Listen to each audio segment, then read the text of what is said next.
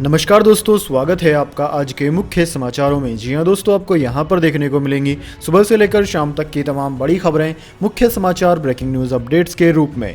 तो दोस्तों, आप सभी लोगों से रिक्वेस्ट है इस वीडियो को ज़्यादा से ज़्यादा लाइक और शेयर करें। तो दोस्तों, सीधे चलते हैं आज की पहली बड़ी खबर की ओर। गुजरात पर आम आदमी पार्टी की टिकी नज़र। अहमदाबाद में अरविंद केजरीवाल भगवंत मान का रोड शो। बोले दिल्ली पंजाब हो गया, अब गुजरात की बारी। जी हां दोस्तों, दिल्ली के मुख्यमंत्री और आम आदमी पार्टी के राष्ट्रीय संयोजक अरविंद केजरीवाल और पंजाब के मुख्यमंत्री भगवंत मान 2 दिन के गुजरात दौरे पर हैं। शनिवार को उन्होंने अहमदाबाद में रोड शो किया। इस दौरान अरविंद केजरीवाल ने गुजरात की जनता से उनकी पार्टी को एक मौका देने को कहा। केजरीवाल ने अपने भाषण की शुरुआत में कहा, केम छो। रोड शो के दौरान अरविंद केजरीवाल ने कहा कि हमें राजनीति करनी नहीं आती है, देशभक्ति करनी आती है, भगवान का करिश्मा है, वरना हम छोटे लोग जिसे 10 साल पहले कोई नहीं जानता था, पहले दिल्ली में सरकार बन गई, फिर पंजाब में सरकार बन गई। ऊपर वाला कुछ तो चाहता है। उन्होंने कहा कि हमने दिल्ली में बिजली पानी मुफ्त कर दिया, भ्रष्टाचार खत्म कर दिया, दिल्ली में कोई आपके काम का पैसा नहीं मांगता। पंजाब में 10 दिन में भगवंत मान ने भ्रष्टाचार खत्म कर दिया। पंजाब में कोई पैसे मांगता है तो लोग कहते हैं कि भगवंत मान आ जाएगा, दिल्ली में होता है तो लोग कहते हैं कि केजरीवाल आ जाएगा। दोस्तों, केजरीवाल ने कहा कि आज मेरे पास गुजरात का कोई आदमी आया, उसने कहा कि बीजेपी वाले जनता की नहीं सुनते, अब इनमें अहंकार आ गया है। इसके बाद दोस्तों, अगली बड़ी खबर। अविश्वास प्रस्ताव पर वोटिंग से पहले इमरान खान की लोगों से सड़कों पर उतरने की अपील। अमेरिका को लेकर कई बड़ी बात। जी हां दोस्तों, पाकिस्तान में इमरान खान के लिए काउंटडाउन शुरू हो गया है।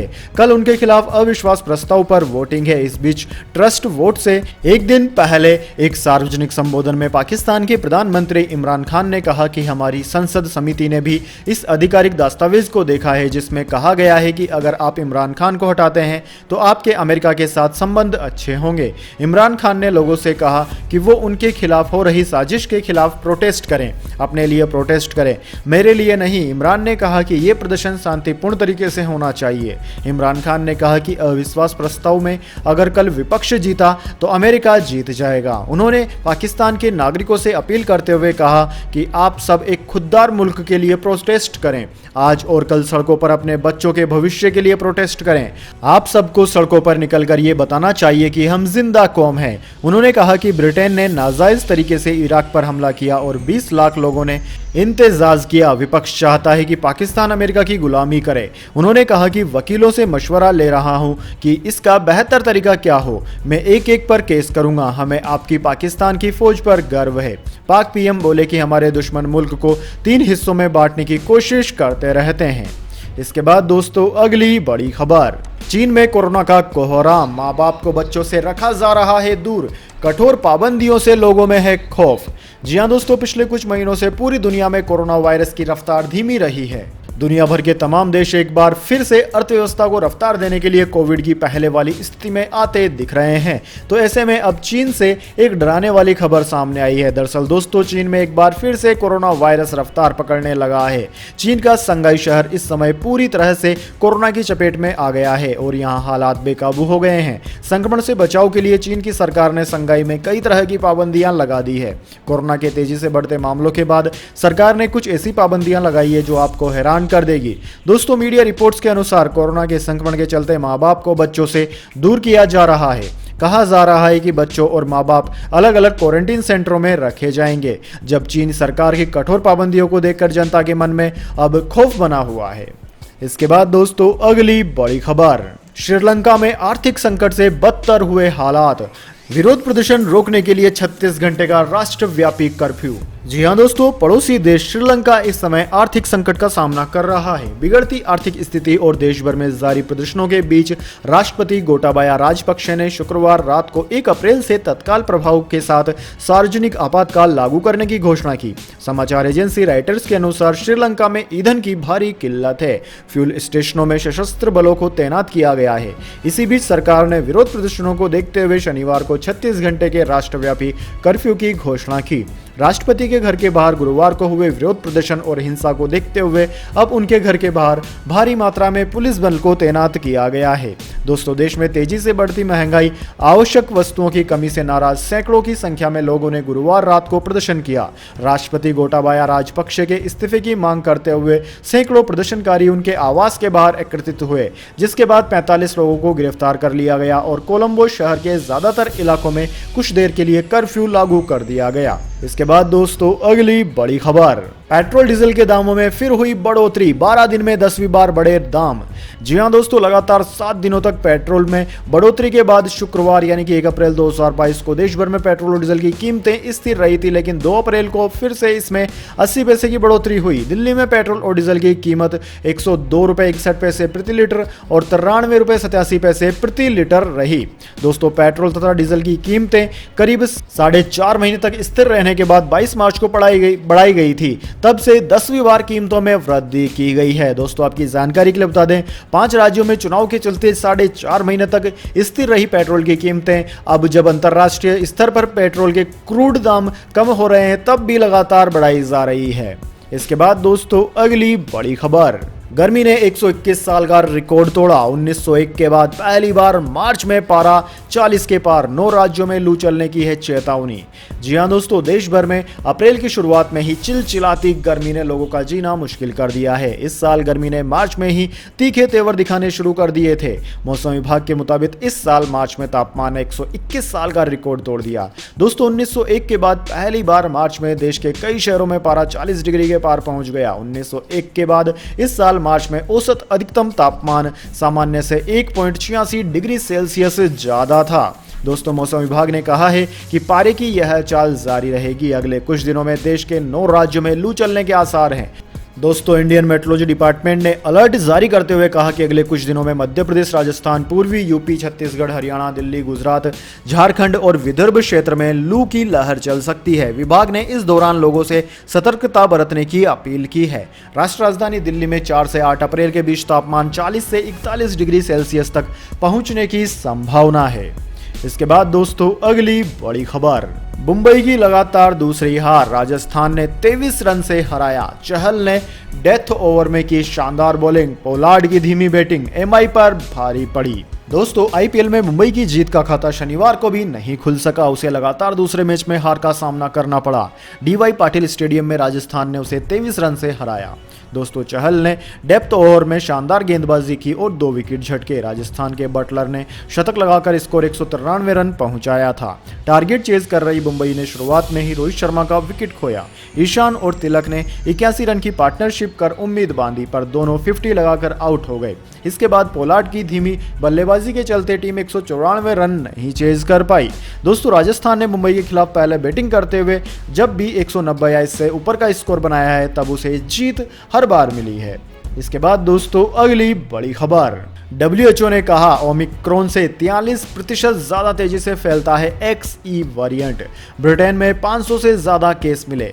जी हां दोस्तों, देश में कोरोना के मामलों में तेजी से गिरावट आ रही है, लेकिन खतरा अभी टला नहीं है। WHO के मुताबिक ओमिक्रॉन का एक नया XE वेरिएंट आया है जो BA.2 के मुकाबले 10 गुना ज्यादा खतरनाक है। इसका मतलब है कि यह ओमिक्रॉन के ओरिजिनल वेरिएंट से 43% ज्यादा तेजी से फैलने वाला है।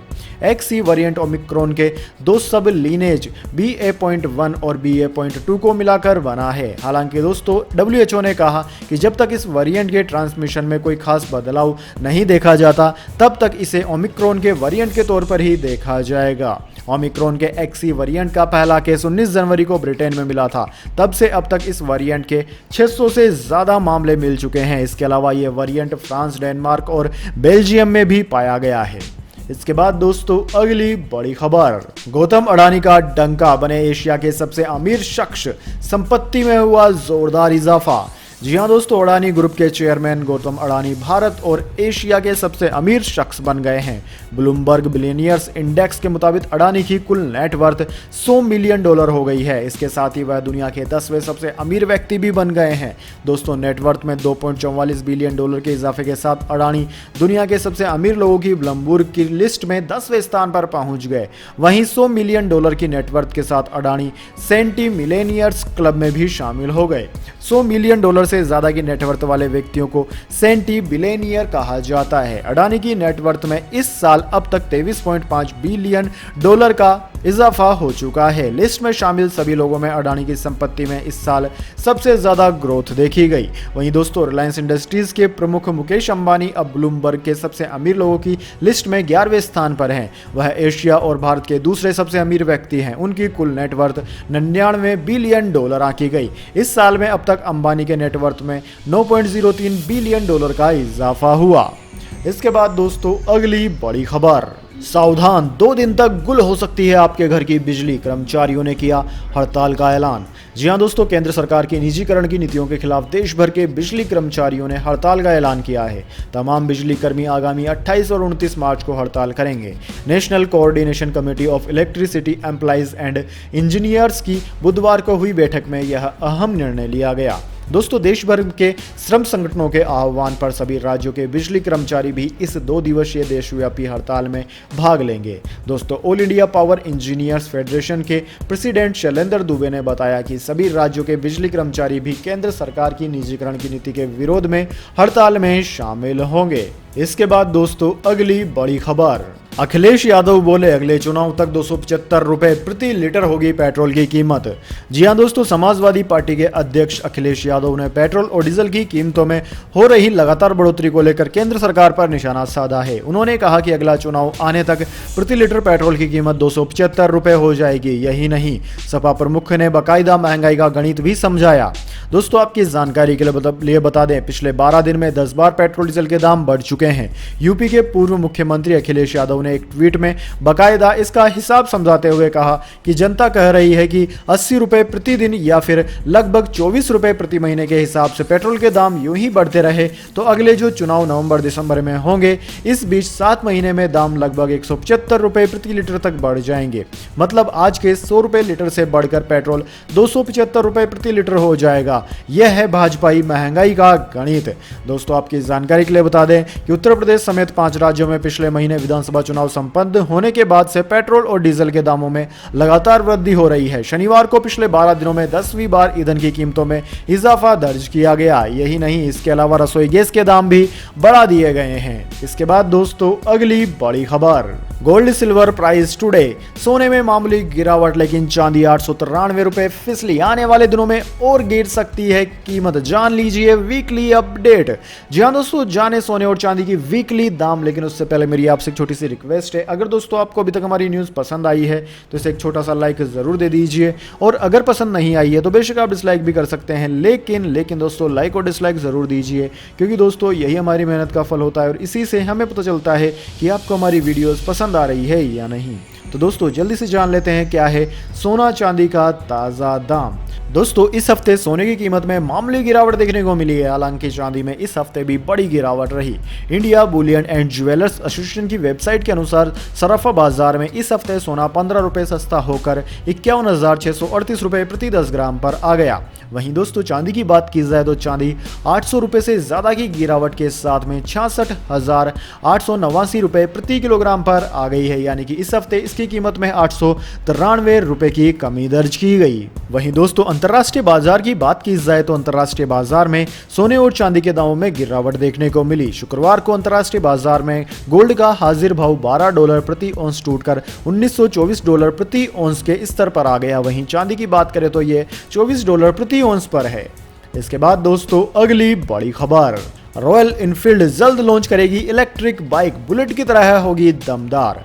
जी हां दोस्तों, अगर आप रॉयल इनफील्ड की बाइक खरीदने की सोच रहे हैं तो यह खबर आपके लिए काफ़ी अच्छी साबित हो सकती है, क्योंकि दोस्तों कंपनी आने वाले दिनों में अपनी इलेक्ट्रिक बाइक लॉन्च करने जा रही है। हालांकि कंपनी ने सीधे तौर पर इस बारे में कुछ नहीं कहा है। इससे पहले अगस्त 2020 में रॉयल इनफील्ड के CEO विनोद दसारी ने पुष्टि की थी कि कंपनी इलेक्ट्रिक मोटरसाइकिल सेगमेंट में प्रवेश करने की योजना बना रही है। इस घोषणा के बाद घरेलू बाइक निर्माता ने अपनी वार्षिक रिपोर्ट 2020-21 में पुष्टि की कि कंपनी द्वारा इलेक्ट्रिक रेंज का विकास किया जा रहा है। दोस्तों टीवीएस, हीरो, एथर और BMW जैसे प्रमुख दोपहिया वाहन निर्माता आने वाले महीनों में अपने EV लॉन्च करने के लिए तैयार हैं। रॉयल इनफील्ड ने भी इसके लिए तैयारी शुरू कर दी है और नए बाजार पर हावी होने की दौड़ में आगे आने के लिए बेताब है। इसके बाद दोस्तों अगली बड़ी खबर, यूक्रेन को शामिल नहीं करना नाटो की बड़ी गलती, फायदेमंद हो सकते थे हम, जेलेंस्की ने कहा। जी हाँ दोस्तों, यूक्रेन के राष्ट्रपति वोलोदिमीर जेलेंस्की ने कहा कि यूक्रेन को उत्तरी अटलांटिक संधि संगठन नाटो में शामिल नहीं होने देना एक गलती है। जेलेंस्की ने कहा कि यूक्रेन नाटो के लिए फायदेमंद साबित होता। फॉक्स न्यूज़ की रिपोर्ट के मुताबिक जेलेंस्की ने कहा कि नाटो के बारे में बात करना हमारे लिए मुश्किल है क्योंकि वो हमें स्वीकार नहीं करना चाहते हैं। जेलेंस्की ने कहा कि मुझे लगता है कि यूक्रेन को शामिल नहीं करना नाटो की गलती है। अगर हम शामिल होते तो संगठन को और अधिक मजबूत बनाते। रूस की ओर से यूक्रेन पर हमले के पीछे की सबसे बड़ी वजह नाटो है। रूस ने बार बार कहा कि वह नहीं चाहता कि यूक्रेन नाटो में शामिल हो। दरअसल यूरोप को सोवियत संघ से बचाने के लिए शीत युद्ध की शुरुआत में नाटो नाम का एक संगठन बनाया गया। रूस के साथ 1 महीने से अधिक से चल रहे युद्ध के बीच यूक्रेन के राष्ट्रपति जेलेंस्की ने कहा कि वह संघर्ष विराम, रूसी सैनिकों की वापसी और सुरक्षा की गारंटी के बदले में नाटो सदस्यता नहीं लेने के लिए यूक्रेन से प्रतिबद्धता पर चर्चा करने के लिए तैयार हैं। इसके बाद दोस्तों अगली बड़ी खबर, कोरोना का खतरा अभी टला नहीं, केंद्र ने राज्यों के लिए जारी की नई गाइडलाइंस। जी हां दोस्तों, देश में कोरोना महामारी का ग्राफ दिन प्रतिदिन नीचे जा रहा है। रोज आने वाले कोरोना मामलों का आंकड़ा बीते कई दिनों से 2000 से नीचे ही है। वहीं कई रिपोर्ट ऐसी भी आ रही है कि देश में महामारी की चौथी लहर भी दस्तक दे सकती है। ऐसे में ये मान लेना गलत होगा कि कोरोना खत्म हो चुका है।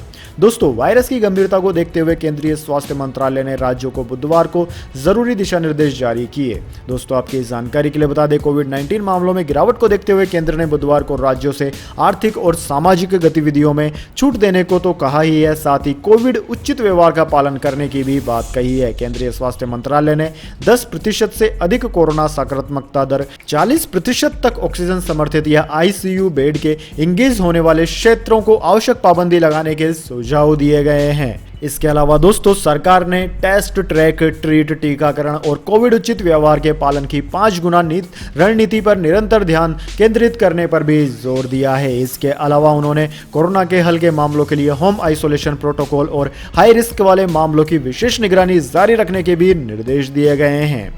इसके बाद दोस्तों अगली बड़ी खबर, चेक भुगतान का नया नियम, पंजाब नेशनल बैंक आज से लागू कर रहा है पॉजिटिव पे सिस्टम, इससे धोखाधड़ी की घटनाओं में आएगी कमी।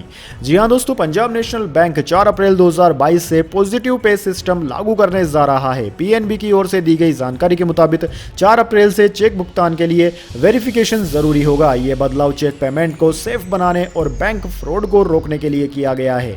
दोस्तों, पीएनबी ने कहा कि 4 अप्रैल 2022 से पॉजिटिव पे सिस्टम प्रणाली अनिवार्य होगी। यदि ग्राहक बैंक ब्रांच या डिजिटल चैनल के जरिए 10 लाख रुपए और उससे ऊपर चेक जारी करते हैं तो पॉजिटिव पे सिस्टम कंफर्मेशन अनिवार्य होगा। ग्राहकों को account number, check alpha, check date, check amount और लाभार्थी का नाम देना पड़ेगा। इसके बाद दोस्तों अगली बड़ी खबर, अब 28 नहीं 30 दिन की वैलिडिटी होगी। जियो के बाद एयरटेल ने लॉन्च किए 30 दिन वैलिडिटी वाले 2 नए प्लान, कीमत 296 रुपए से शुरू। जी हां दोस्तों, एयरटेल ने 296 रुपए और 319 रुपए के रिचार्ज प्लान पेश किए हैं। ये दोनों एयरटेल प्रीपेड रिचार्ज प्लान 30 दिन की वैलिडिटी के साथ आते हैं। दोस्तों, एयरटेल ने ये प्लान तब पेश किए जब telecom regulatory authority of India यानी कि ट्राई ने कुछ महीने पहले टेलीकॉम कंपनियों को कम से कम एक प्लान 30 दिन की वैलिडिटी और एक प्लान पूरे महीने की वैलिडिटी के साथ पेश करने के लिए कहा था, ताकि यूजर्स को बेहतर फायदे मिल सके।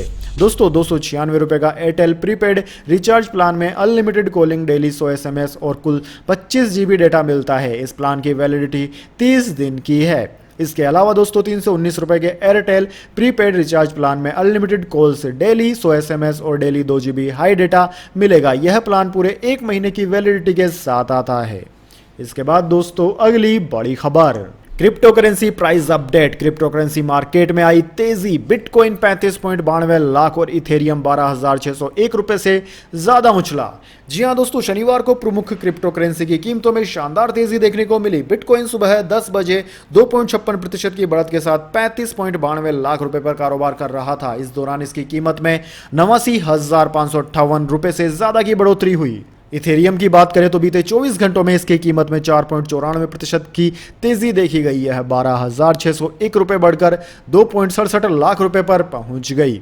दोस्तों, टेथर और यूएसडी कॉइन में आज गिरावट देखने को मिली है। टेथर की बात करें तो बीते 24 घंटों में इसकी कीमत $1.18 की गिरावट आई है। इस गिरावट के बाद यह 77.40 रुपये पर आ गया। वहीं यूएसडी कॉइन में भी 1.5% की गिरावट देखी गई है।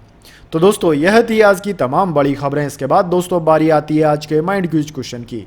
जी हाँ दोस्तों, एक आसान से सवाल का जवाब देकर आप जीत सकते हैं एक अमेजिंग सरप्राइज गिफ्ट हमारे यूट्यूब चैनल की ओर से। तो दोस्तों, आज का सवाल आपकी स्क्रीन पर आ चुका है। भारत का संविधान कब लागू हुआ था? जी हाँ दोस्तों, अगर आप जानते हैं उस तारीख को जब भारत का संविधान लागू किया गया था तो जल्दी से कमेंट बॉक्स में लिख दीजिए। अगर दोस्तों आपका जवाब पता एकदम सही और आप चुने जाते हैं लक्की विजेता के रूप में, तो आपको मिल सकता है एक अमेजिंग सरप्राइज गिफ्ट हमारे यूट्यूब चैनल की ओर से।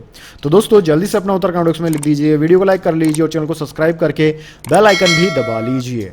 धन्यवाद। वंदे मातरम। जय हिंद, जय भारत।